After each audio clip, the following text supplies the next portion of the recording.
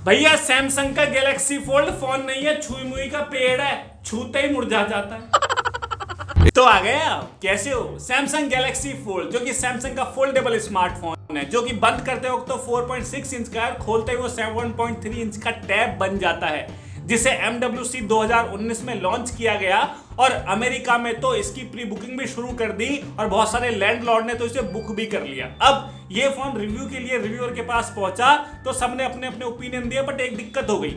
एक रिव्यूअर द्वारा देखा गया कि वो फोन 2 दिन में ही आंख मारने लग गया।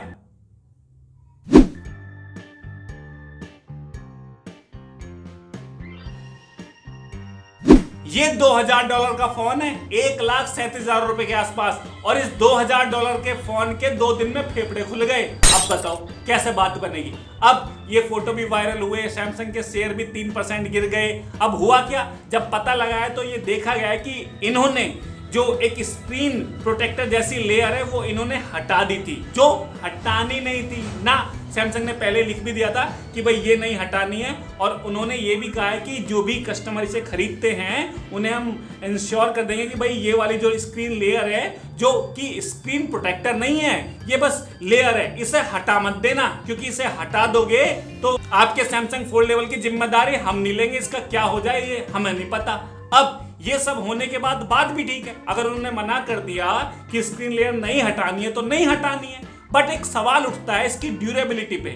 मतलब एक सिंपल सी जो स्क्रीन प्रोटेक्टर जैसी लेयर है, केवल उसे हटाने से ही आपका फोल्डेबल लाश बन जाता है, तो आगे इसकी क्या क्या हालत होने वाली है। मतलब मैंने अपनी रक्षा के लिए यदि कोई बॉडीगार्ड रखा है कि भाई जब मेरा झगड़ा वगड़ा होगा तो ये उसे पीट पाट देगा, और झगड़े के बाद किसी ने कह दिया हप और वो भग गया, तो भैया ऐसे कैसे होगी?